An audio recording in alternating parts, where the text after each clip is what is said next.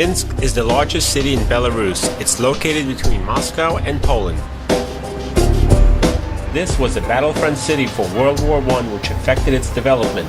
World War II destroyed 80% of the city and it had to be completely rebuilt from scratch.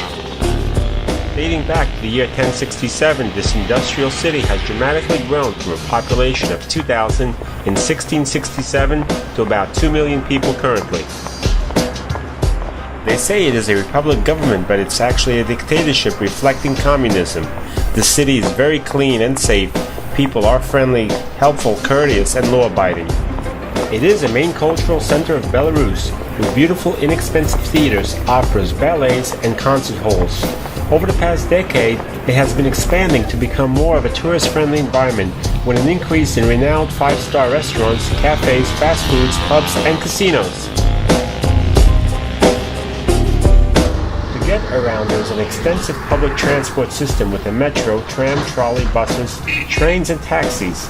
All are very inexpensive for tourists. You can also walk the main city area from one end to the other in less than an hour.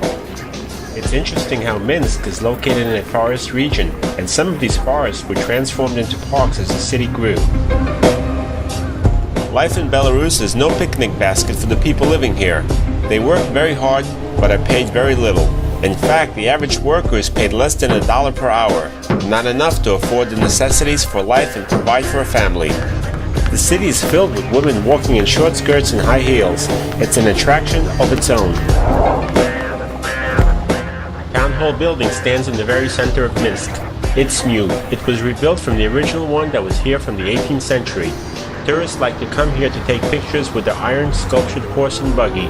On weekends, this place is swarming with brides. Across the street stands an old cathedral of St. Virgin Mary. On top of the hill is the Orthodox Cathedral of the Holy Ghost Church. It was built in 1642, a religious favorite place for brides and grooms to take pictures. The cathedral has a working icon of the Mother of God. It was moved to Minsk in 1500. Legend says this icon was made by Saint Luke the Evangelist. For a period of time it was kept in the ancient Greek city of Byzantium.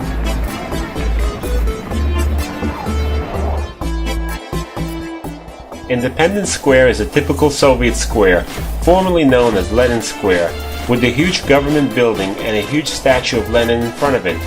It's guarded and tourists are forbidden to take photos of the building or statue.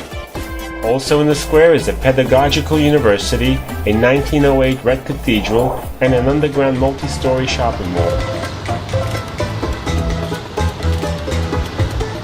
Located below Independence Square is the city's new underground shopping addition, Stolika Mall. This is the best shopping center in downtown Minsk. A 4-story underground shoppers resort offers many selections and includes cafes and restaurants. It is very bright, it has a modern design, and a semicircular atrium to relax in. The only problem is the air conditioning in the warmer weather is not very good.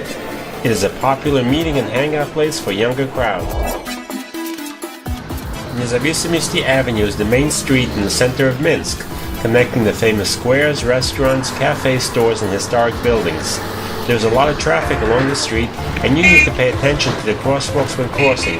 If you should attempt to cross against a red light, you may end up paying a hefty fine. Also on the main avenue is the KGB building, built after World War II. Directly across the street is a long narrow park and a statue of Felix Dzerzhinsky, the first director of the Bolshevik secret police, the Cheka. This is one of the world's last remaining statues to the person responsible for so much bloodshed. Victory Square is a World War II memorial located on the main avenue.